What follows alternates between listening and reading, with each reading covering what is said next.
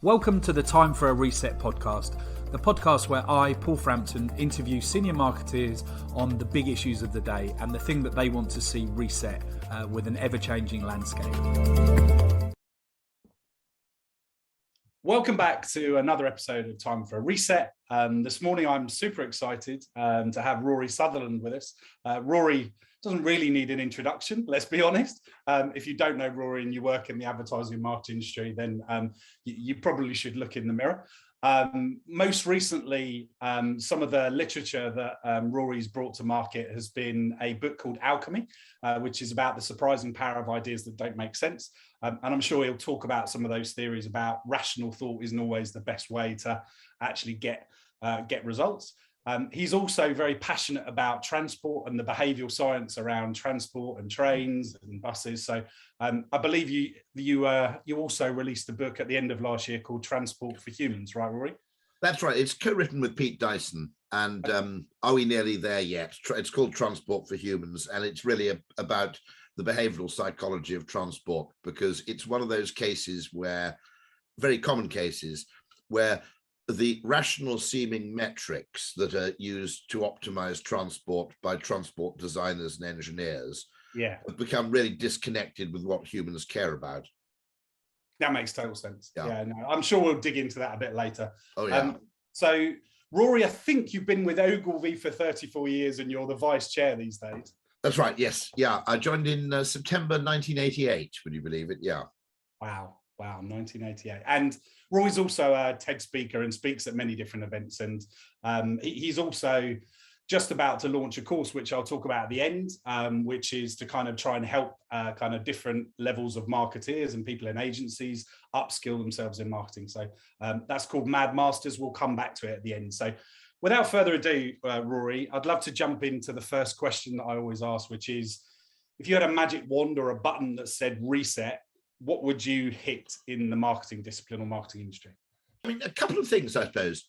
I always remember the only two occasions I ever saw Jeremy Bullmore get kind of angry about something. And the two things that angered him, one of them was the use of the term Marcomms. Right. Because he quite rightly, I didn't quite understand why he got so exercised at the time, because it was years ago. But he'd spotted, far before anybody else had, I suspect, that marketing, which is an extremely broad discipline and should be an extremely broad discipline, is becoming painted into a corner now as kind of the colouring in function within organizations. So I think that is actually the single one thing I would reset, which is, unless you have proper attention and status and influence paid to marketing, first of all, marketing suffers, obviously. That goes without saying. None of the other things we do right will matter unless marketing is respected within the wider organization. Right. Yeah. Absolutely. But the second problem is, I never realized, and it took me years to realize this, how essentially within any business, it's only the marketing function that really look at the business through what Mark Ritson calls the 90-degree flip. Yeah. Which is everybody else is looking at the business kind of in aggregate as a system, and as it operates internally, and looking at the quantification of the business. And it is okay, HR would be another exception, I guess, to some extent. It at least has a different point of view. But it's kind of like Zulu, it's just us, only us, who are looking at the question from a qualitative, experiential and subjective point of view, as seen from a customer's viewpoint. Right. And I never realized really, because having started work in direct marketing, which is about as pure as you can get in terms of the customer viewpoint, I've always spent most of my time looking at things from that perspective. And it never occurred to me until it was too late, perhaps, how unusual and actually how vital that perspective is. Yeah, no, I couldn't agree more with you. And I think marketing's that thing, as you say, that cuts across kind of customer growth, insight, and then strategy, communication, strategy, everything. But it's also the thing that everybody has an opinion on at the board. Not everyone jumps in when the CFO presents all of the numbers. And I think when we were chatting in the pre-chat, that you put a really interesting thing out there that made me think, which is there are 4 or 6 cost lines in a P&L, and only one revenue line. Yeah. Which obviously, from a share of mind, share of kind of focus perspective, means that people always think about cutting costs rather than the things that can actually drive business forward. I think it's Jules Goddard at London Business School who says, there's sort of 1 revenue line and 6 cost lines, and the conversation tends to proceed in that ratio. And at the worst, you have one of the things that was a real epiphany for me was being a non-executive director, and realizing the extraordinary extent, really, to which board level conversation is first of all dominated by costs and sort of fiduciary responsibility, and it's entirely entirely the shareholder interest. And that would be another thing I'd reset, which is the shareholder value movement, right. Which is, by the way, it's one of those things that always gets a lot of traction because it seems to make so much sense to begin with, until you realize, of course, it's completely incoherent, really, which shareholder over what time scale. No one's answered that question. By the way, it should be technically share owner, not shareholder value. You should be seeking to create, which is another distinction. True. Yeah, but also that is one thing I have noticed, which is that it creates a kind of, I suppose, monocular vision within an organization. And one thing that I quite like about the last 2 years is, for the first time, I think I notice organizations aren't treating employees as though they're infinitely replaceable, right? As if they're just a sort of fungible resource which you buy in. Human resources is actually a kind of horrible phrase, isn't it? Oh God, it is. Yeah, I mean, it suggests that people are just a resource, rather like raw materials or something. Yeah. Well, all the terms are, aren't they? Manager, director. Yeah. Do people really want to be managed and directed? No. No. And actually, the shareholder value movement, I mean, was weirdly a sort of brief fad of people like General Electric and so forth. And what was so strange is how unbelievably readily people bought into it without questioning it properly, because it seemed like and actually, one of the things I noticed about this is, for example, if you look at things like flexible working, the correct way to look at flexible working is not a them and us kind of zero-sum game. Yeah. If you can actually have employees who are more productive at working in a way that they prefer, which wastes less time and money on non-discretionary things, that's what capitalism is all about. Capitalism is all about finding more intelligent value exchanges, right? Yeah. It's not about extracting as much pain as you possibly can from any given employee. No, it's a great point. So flexible working is part of what an Austrian school economist would call, the discovery process of capitalism. I mean, I can see it as being, it's actually economically important if you consider that in the UK, 1 million people work in call centers still. Right. Okay. Now, if those people, I was talking to a call center expert, and the way they make it work is you can't work flexibly or remotely for your first year. That's training, and that has to be effectively on the job in the office. But after that, you've earned your spurs, as it were. You can work flexibly. actually, that's, suddenly, as a call center employee, if you can live where you like and you don't have commuting costs, right, that's actually quite a big pay rise. It's a de facto pay rise. And for 1 million people enjoying that freedom and flexibility. And then also, of course, what that will mean is that other people, I think, can enter that industry part-time later in life. All sorts of things can happen, which I think are really, really interesting. Yeah, no, I agree with you. No, I agree. And so why do you think businesses stick with these widely accepted norms and easily comprehensible? One, I think, if you're making decisions, if you think about how consumers make decisions, it's actually a process they can't fully explain themselves, in which they take account of lots and lots of conflicting variables, some of which are quantifiable and some of which are purely subjective and felt. And broadly speaking, a great deal of information of completely non-commensurable kinds gets taken into a consumer decision about where to live, who to marry, or what washing powder to buy, including things that, like, this one is quite famous and is bought by a lot of people, so it may not be perfect, but it's probably pretty good, etc. Okay, lots and lots of heuristics are used, some quantification. In the institutional decision making, you could only use quantifiable or I suppose quantifiable or objective measures to make a decision. And so what this creates is this, first of all, I'm not sure that's a good thing at all. Let's compare, okay, two things. Let's compare the pug, which is a show dog, okay? And it's bred for its appearance based on kind of, we wanted to have a very small nose, we wanted to have very short legs, okay? They're not very healthy dogs, okay? Because they've been optimized around 2 or 3 arbitrary metrics. Right, cosmetic metrics. By contrast, I mean, you might disagree with me, probably the finest dog in the world is the border collie. But the finest dogs tend to be working dogs. They've been bred for a function to do a job, and they've been selected subjectively by generations after generations of, in this case, sheep farmers, okay, for the dog's intelligence, obviously herding ability, temperament, character, etc. The dogs that have been selected by a function, by their performance, are healthier, generally better, more intelligent dogs than the dogs that have been selected and optimized for a few arbitrary metrics laid down by the kennel club or whatever, okay? And it's the difference between what you might call, it's not natural selection because they're obviously bred, and I suspect there was a fair amount of, you know, in sheepdog breeding history, there were a fair amount of dogs joining the Navy, you know, if they didn't prove their worth, you know, when young, okay? But nonetheless, it's not natural selection, but at least it's real world selection versus what you might call artificial naive optimization, Nassim Taleb calls it.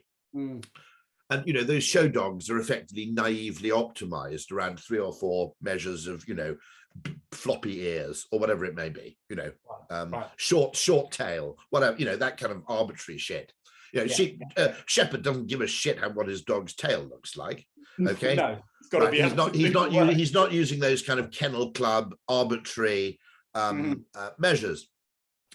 And the interesting thing there, I think, is that you can actually make more nuanced and more intelligent decisions as a consumer than the decisions you make when you have to justify your decision to everyone. Now, everybody thinks B2B decision making is fantastically rational because everybody looks at everything and they compare it and they look at all the numbers. I would argue that actually decisions that you have to justify may routinely be dumber than decisions you can make subjectively, because the toolkit you can use in making decisions that you have to justify to other people is necessarily more limited. You know, you can't. I had a very interesting business decision once where I went to meet a prospective client, and everything about them made perfect sense, including the product seemed quite good, but there was something that seemed a bit wrong. Okay. And one of the things that seemed a bit wrong was the guy either had a £90,000 watch or it was a fake Rolex or whatever. But if it was genuine, it cost, you know, literally, it was getting into sort of 6 figures. Now, I've worked in marketing for 20 years at that point. I've never come across anybody with that kind of watch. This is a bit rum, but I can't get back to the agency and say, I don't think we should take this bit of business. I found the guy's watch a bit iffy. Now, it turned out in the end, a few years later, that the business was actually kind of run by the Uppsala mafia in Sweden, okay? And my weird instincts of this doesn't seem right to me, okay, were healthy instincts. They were right, but I couldn't put them on a sheet of paper. And that's like the Blink Malcolm Gladwell. It's exactly that. You're allowed to use Blink. You're allowed to use, it was Bernard Berenson, I think, the great art critic, who said, I know when a painting's a fake. I can't explain why, but it makes me feel physically ill. I just know. And actually, what happens when you're forced to justify a decision is, one, you acquire, for purposes of survival within the institution, an obsession with artificial certainty. And so you desperately crave the avoidance of ambiguity, which in itself causes people to run like hell from marketing. Because if you're going to do marketing properly, fundamentally marketing maths, the maths of psychology, is not the same as the maths of Newtonian physics or the maths of economics, for that matter. You know, it's ambiguous. It's a science, because you can learn more about it and get better at it. But actually, it comes with strange things like, for example, as I always say, you know, the opposite of a great idea in marketing can be another great idea. You You don't know necessarily when you start out what success will look like. Okay. Yeah. You can't necessarily define success in advance. But I think we've got to be really careful about this, because this idea of science being the art of optimizing the quantifiable, even when the things you can quantify don't really capture the subtlety of the situation, and when they're incomplete, is actually it's breeding businesses that look like pugs, effectively. Yeah, it's very dangerous. I'd love to come back to that in a second. I think that's a really interesting point. But before we do, kind of sticking with the board, kind of how the role of marketing, the importance of marketing. So what would you say that boards that don't put marketing as a strategic discipline at the top table, consider it kind of a priority, what would you say they miss? Well, one answer would be, to some extent, the future. Because unless you believe that the only thing you need to do, all big data comes from the same place, the past, okay? The first thing you learn about statistics is that if you have an unrepresentative data set, you have to watch out. If you're looking at big data, the data set by definition is unrepresentative, because all of it has already happened. It doesn't necessarily reflect what's going to happen in the future, as we learned in 2020 and learned again in 2022. Okay. Sometimes the future does quite closely resemble the past, or is an extrapolation of it. But certainly over longer periods of time, that's not a safe assumption. No, Facebook and Google would argue that they can predict kind of short-term things, but you're right when it comes to... No, by the way, one of the reasons you should do advertising is nobody knows who their future customers are going to be, and the pretense that you can, especially actually in things like B2B, okay, the pretense that you know who your customers are going to be and can somehow define them in advance. You can refine that to a degree, and there are people who you could probably predict will never be your future customers. But the idea that with individual precision you can get it down to perfection is basically a false god. And so I think, I think Facebook, and not so much, maybe Google as well, I think they've peddled actually a false certainty that the truth of the matter is you'll never know. Half of your advertising should be wasted, because that's your probabilistic budget, not your deterministic budget, right? Sure, but that's the money you spend finding the customers you didn't know you could have. Yeah, right. If you want to grow, some degree of speculation is required. Never mind the fact. Rory, I agree with you, right? And the long and short of it, the many different things that kind of back up that type of thinking, right? Here's a big bias, right? The long and the short of it, which is short term, close to the bottom of the funnel activity, delivers its numbers very quickly and is very directly attributable because of the short time distance. Okay, now anything that works over the longer term enjoys neither of those two benefits. It takes a year to emerge, and by the time it's emerged, it has become conflated and confused with lots of other things that have happened over that 12-month period. And it's very, very hard to attribute value to an advertisement where it's seen, let's say, 6 months before the point of purchase. Okay, it's impossible actually to do it, because so much happens. I think this is the big problem that a lot of marketers, when they go to the board table, have, right? Because they can't articulate how. So when I said those organizations that don't have marketing on the board, I don't think they have anybody with a significant future-facing view sitting there, and I don't quite see how you can do strategy without marketing at a board level, to be honest. No. I think we're in pilot agreement on that. Yeah, it is because the extent to which you will then become internally focused or shareholder focused, which is one thing that I can never get my head around. Okay, is most of my younger employees are much more left wing than I am, but they buy into the shareholder value bullshit absolutely unquestioningly. I think it's a load of crap. I think the interesting thing about a business is it's an entity which is, first of all, it's a discovery process. Yeah. Drayton Bird always said that to me. You don't do direct marketing to make money. You do it to learn. You try and do both, of course, as far as you can, but nonetheless, he's right.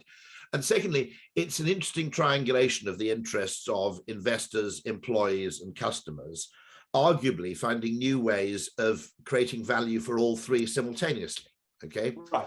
Yeah. And the idea that you have to see this in opposition is actually, that's a mistake to begin with. The idea that you have to see these three forces as being in opposition when it really is a creative resolution of the differing interests of those three parties is completely ridiculous.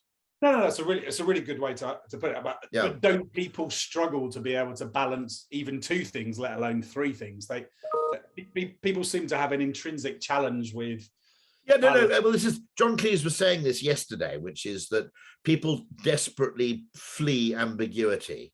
Yeah, whereas they want to be black or white. Yeah, and so they'll pretend white doesn't exist in order to make everything black, for example. And what you need to do is embrace ambiguity for long enough for a resolution to actually occur, a creative resolution to occur. And so this is very interesting in terms of new product development as well. I'm a big fan of the gust-proof golf umbrella. Yeah. And the general view was, oh my God, you want an umbrella to be big because it keeps more rain off. But if an umbrella is too big, it gets caught in the wind and turned inside out and it breaks. Right, on a golf course, yeah. And so someone eventually resolved the thing. You could say, okay, the standard rational response would be, we want an average. We want an umbrella that's big enough to keep the rain off, but not so big that it gets blown inside out, okay? Or you just create a parasol and say it's for sunny days, so we'll pretend it's not going to get windy, okay? Right? You somehow ignore. Now, eventually, someone comes up with the gust-proof golf umbrella, which has a kind of donut-shaped umbrella and then a crown on top of it. So it gets caught in the wind. The air, albeit with a slight farting noise, escapes between the outer canopy and the inner canopy, meaning the thing doesn't get turned inside out. So the wind thinks it's a small umbrella, but the rain thinks it's a big umbrella. Now, that's a creative resolution of two seemingly contradictory forces. Wonderful resolution. And how do you, as such a massive advocate of kind of behavioral science, behavioral economics, and thinking, not always thinking rationally, how do you encourage kind of people that are in these systems within businesses to actually think like the way that you preach? It's difficult. Oddly, when I wrote the book Alchemy, one of the things I didn't expect is I thought it'd be quite popular with marketers and arty people. It's actually weirdly popular with the investor community because they also are looking for a different take on the world. And because if you have the same, and they probably like gold as well. You're right. I never thought of it like that, but the investor community particularly like it because it's another way of looking at the world and another way of understanding how the world works, going deeper into human and consumer motivation to understand that actually there are a lot of unmet needs still out there to be satisfied. And the reason they're unmet is they're unspoken needs. And the reason they're unspoken is that they're probably felt but not consciously thought. In other words, there's a lot going on in the brain which is actually opaque to introspection. We're not consciously aware of it. You might call that the adaptive unconscious. Very good book by Timothy D. Wilson called Strangers to Ourselves. So there's still a lot of potential out there to find ways to satisfy people. I also think, by the way, we talk about unmet needs. I also talk quite a lot about met unneeds, which is things, particularly metrics, which businesses obsess over, which consumers care about less than the businesses do.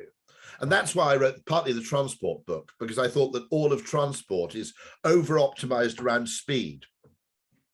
When if you make a journey pleasant or enjoyable enough, nobody actually minds whether it takes 2 hours or an hour and a half. Right. Yeah, don't get me wrong. I'm not suggesting speed is irrelevant. Okay, if it took 14 hours to get to Bristol on a train, I don't think many people would do the journey that way. I'm simply saying that when you're already faster than going by car, you need to. Okay, let's look at it from a game theorist point of view. The Eurostar, okay, realistically is never going to be faster than a plane. No. Where the Eurostar can win is the quality of time. Because you spend one uninterrupted period sitting on a train, getting on with some work or watching a film or eating a meal. Yeah. Whereas on the plane, the amount of dicking around both before and after a flight effectively means that although you shave 25 minutes off your journey net, the quality of the time spent in transit is much, much lower. Yeah. Very true. Yeah. Very true. So, I mean, there's these days, there's a lot of new brands that have emerged, kind of D2C, e-commerce, whatever you call them, and they have a very different way of going to market from a marketing perspective to the FMCGs. And I remember you said when we were chatting that back when you started, something like 68-70% of all spend was FMCG, and obviously now it's like probably 20% or something. Yeah, so no, packaged goods and beer was something like, in 1994, there was something like 67% of ad spend, and now it's like 20. And that has a difference if you're an agency, because more and more of your clients are operating not within a marketing culture of a Unilever or a Reckitt or a Cadbury. They're operating within a marketing culture, which is an engineering or finance culture. And it's much more obsessed with quantification, and it's much more kind of reductionist and deterministic in its mindset. And that makes it doubly difficult. And I often argue that the quality, that a good marketer is someone who can do things that his finance director doesn't like, because a lot of good marketing of necessity will be everything that a finance director hates, which is it's probabilistic, it's experimental, okay, and in many cases it's fuzzy, and it may be immeasurable, by the way, as well. I think that's important to note. If you do that, by the way, there's an interesting question here. Okay, so let's look at game theory. If you think that advertising that you can't measure at the individual level still works, and you also think that your competitors are too nerdily obsessed to do that kind of advertising, then you should do that kind of advertising, because it's a source of comparative advantage. Your ability to do things that your competitors wouldn't be able to do is definitely something you should explore, because now enjoying excess share of voice when your competitors can't copy you is probably significantly easier. Interesting. Yeah. And I think one of the things is to go into tech companies and say, because tech nerds hate marketing. That's not me, that's Peter Thiel, okay? Yeah, I've heard that. Peter Thiel in his book 01 says, nerds hate marketing, but nerds need to pay attention to marketing because it works on nerds and it works on you.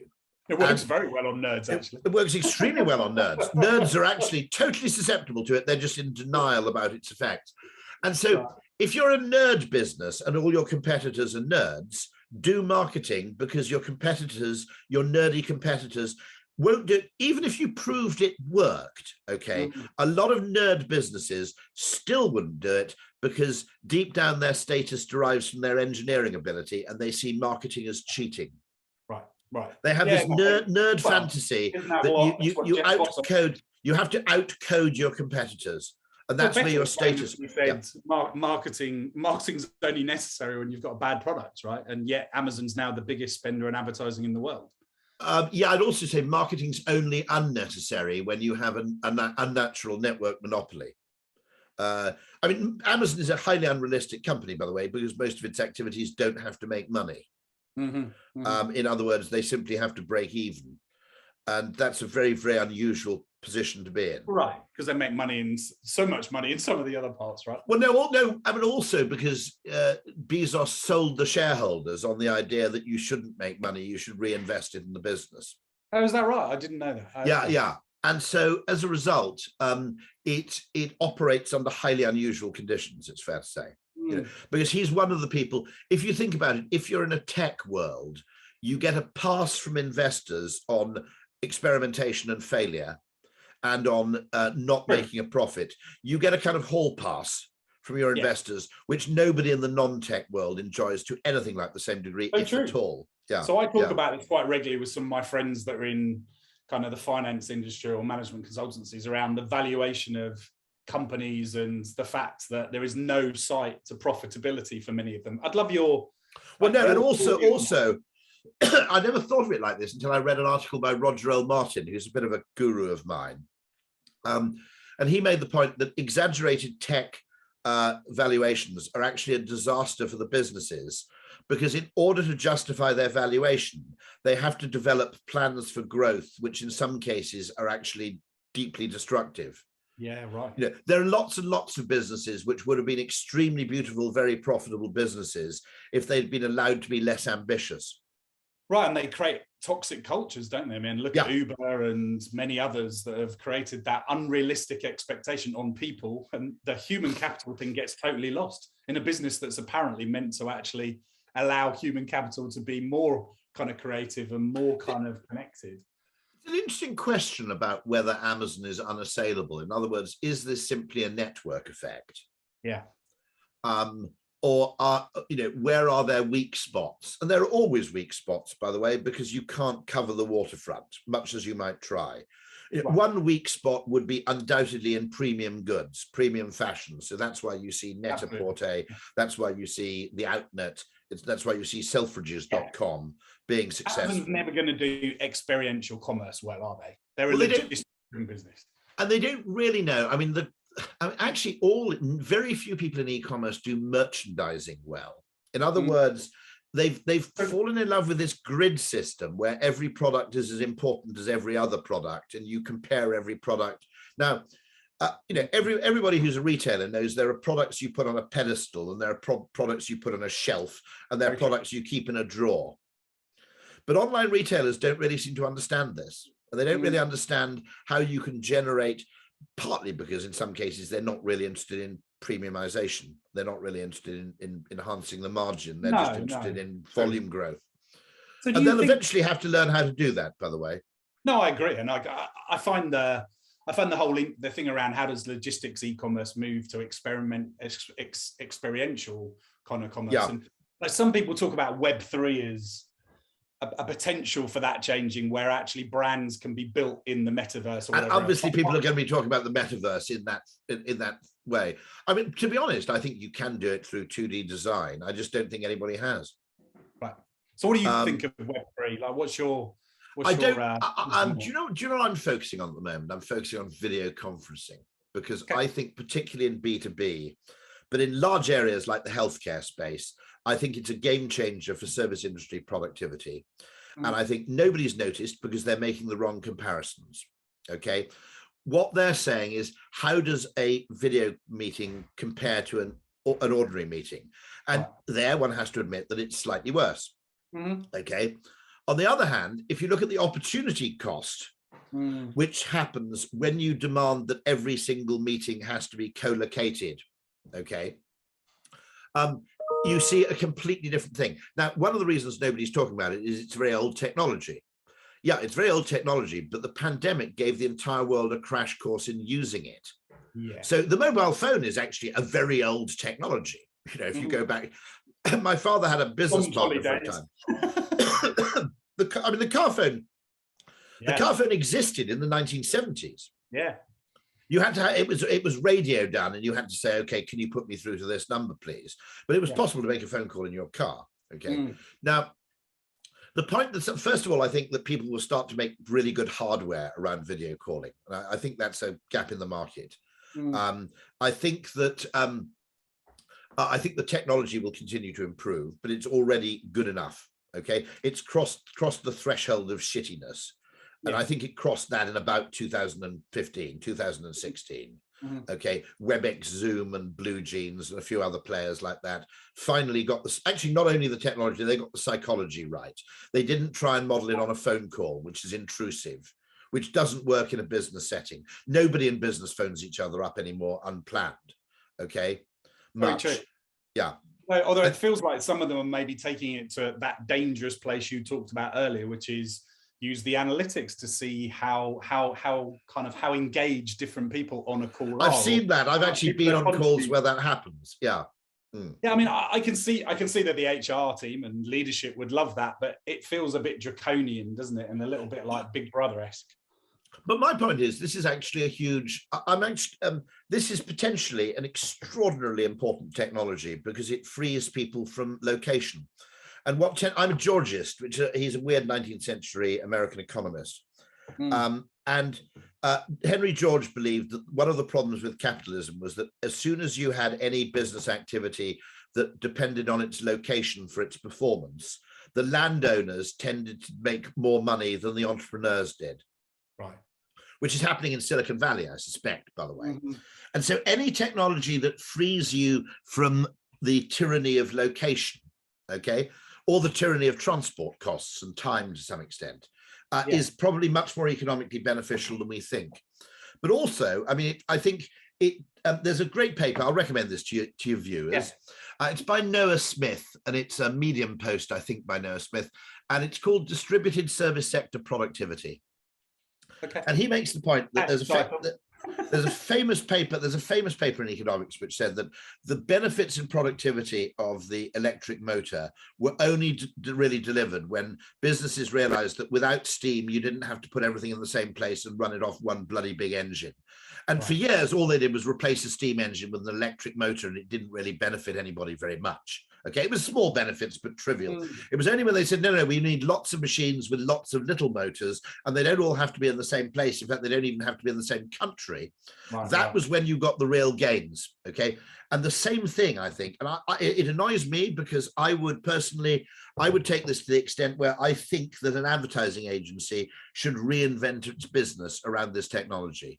Because the channel we now use to deliver what we do has fundamentally changed, which means that, well, as indeed is happening, every day, we have clients in South Africa, we have clients in India, we have clients all over the world. It doesn't matter where you are, and it doesn't matter where we are.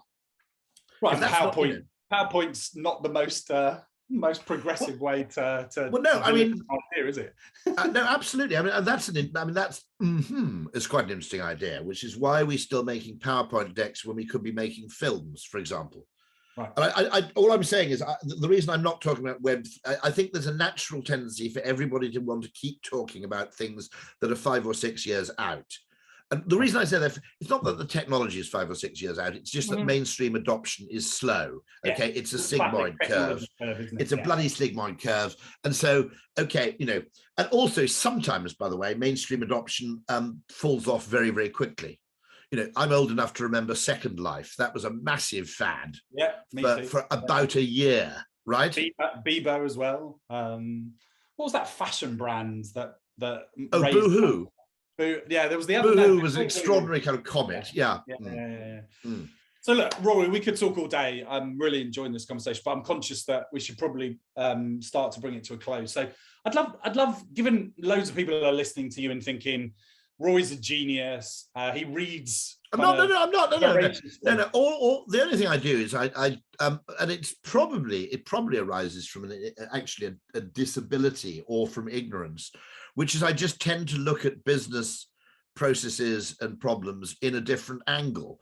And it's not a particularly, by the way, most of your listeners probably do that. One of the reasons we don't do it enough is because it's quite tiring. If you're looking at things from a different angle from everybody else in the room all the time, you either look like a lunatic or you just get tired. Yeah. And so, I mean, that's the value. It's a great phrase from, I think it's Alan Kay, isn't it, who said that a change in perspective is worth 80 IQ points. The point is that actually the way to solve problems nowadays is mostly not through computational or mental brute force. Right. There's still a role for that, but most of the time that produces incremental gains. The way to get spectacular breakthrough gains is actually to redefine the question or to change the angle of attack. Yeah. No. And I don't think people realize this enough, because it's a bit like, if you want to prove you care about a problem, you tackle it head on. If you want to solve the problem, you tackle it obliquely. Nice. I like that.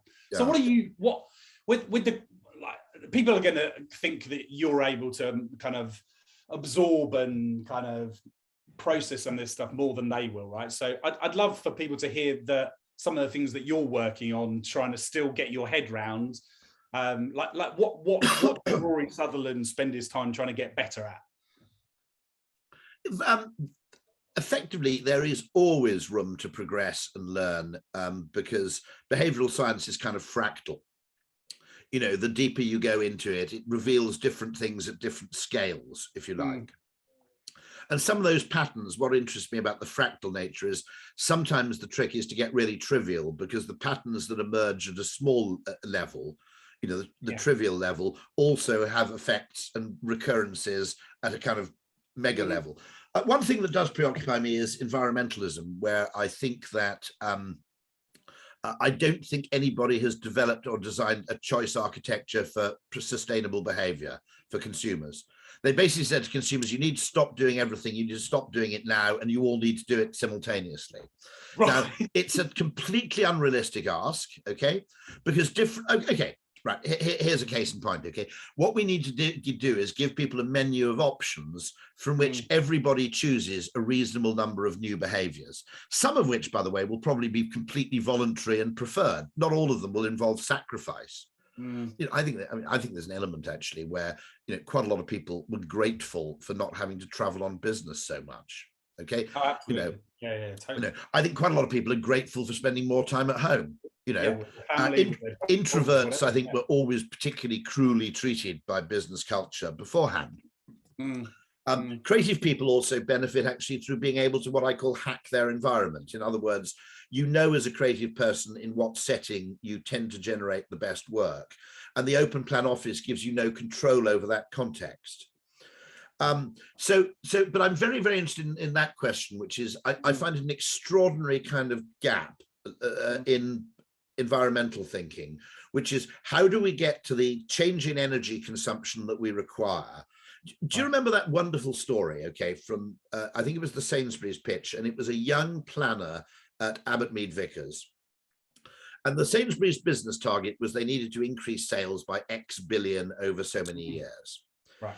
And she brilliantly, all of them were kind of blinded by the headlights, and she brilliantly said, what this means is that everybody who visits Sainsbury's over the next 5 years has to buy one more thing. Okay, so what she done is she translated a vast aggregate objective into lots and lots of individual behaviors. Okay. She didn't say, by the way, she didn't try and overgeneralize and say everybody has to buy a packet of Walker's crisps or anything like that. It was one more thing. Yeah. Now, what we have is a similar problem in environmentalism, which is everybody, well, actually, the rich need to do more than the poor because the rich have bigger footprints than the poor. It's completely ridiculous to ask the poor to bear the brunt of this. But everybody at least has to not do or stop doing certain things for certain periods of time, not necessarily indefinitely, by the way. Okay. You don't have to give up flying indefinitely. Maybe, I'd be perfectly happy for environmental pledge to say, I'm not flying in 2023. I'm not flying in 2024.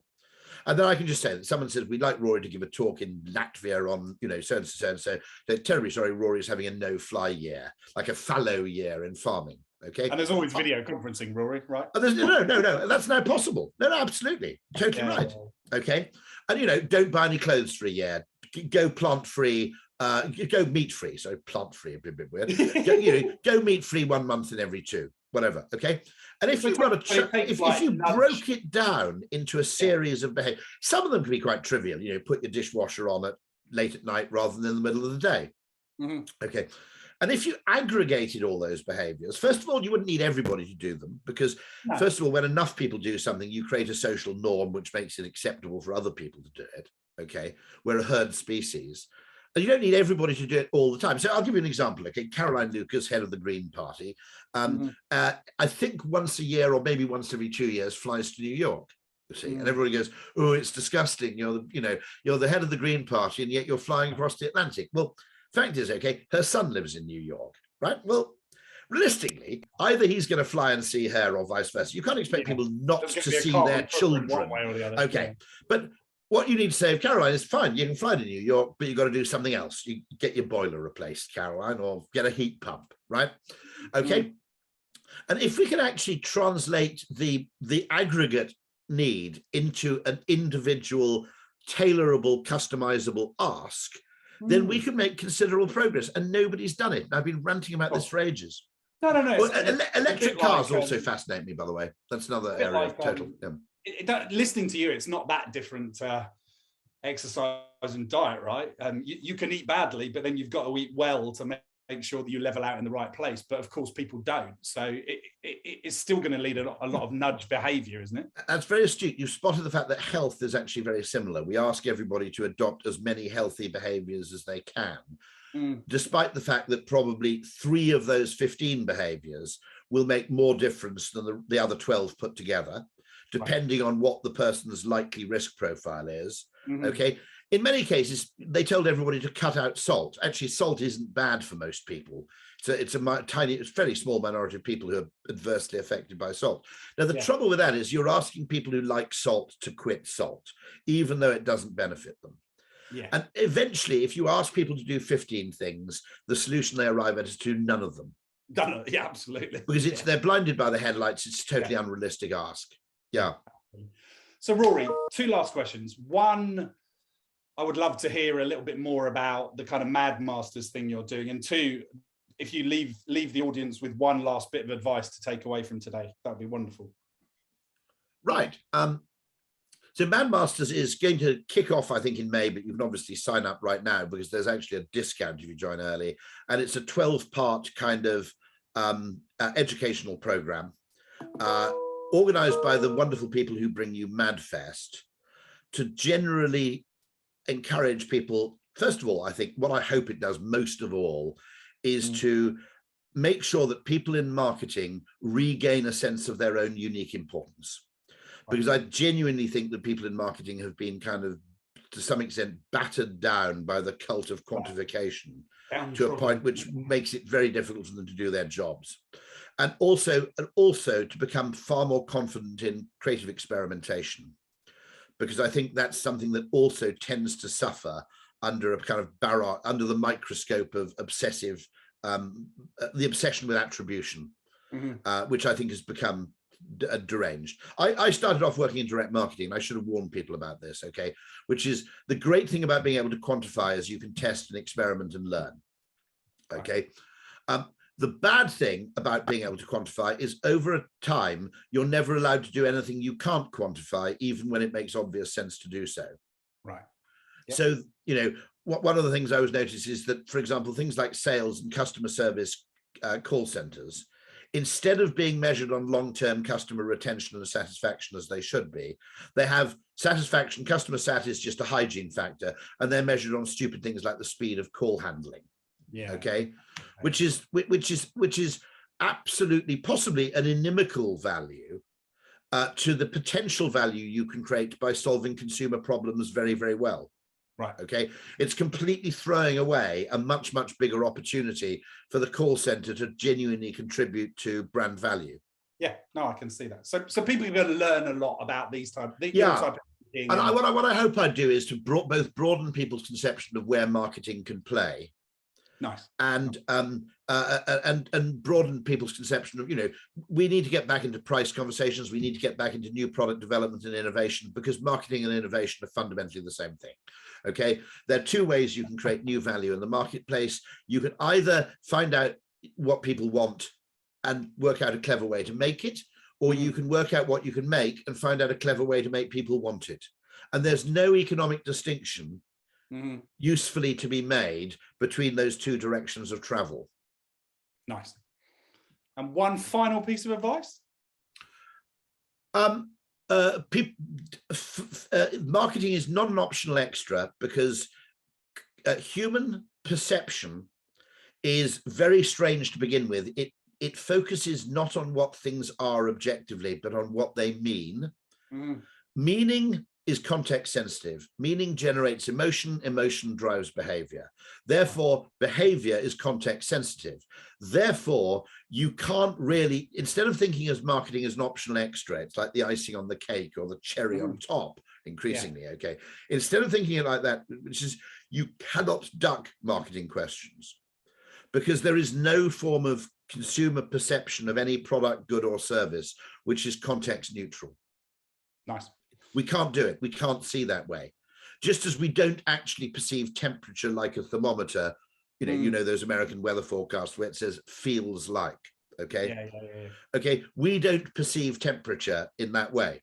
It's to do with humidity, to do with whether there's a breeze, a whole bunch of other factors actually determine how hot we feel, other than what the external temperature is. And so the attempt to deny that in the interests of turning business problems into engineering problems, okay? Yeah. If you look at it, where do management consultants get their recruits from? They get them from engineers, right? It's no wonder there are loads of potholes in the fucking roads, because, I mean, every single engineer who could be fixing the roads is busy working for bloody McKinsey, right? Yeah. Okay. And actually, this urge to basically try and pretend that business problems are purely engineering problems, because of the kind of certainty and also blame avoidance that gives you, is an unbelievably big problem. It's not an optional extra. You have no alternative but to do this. Love it.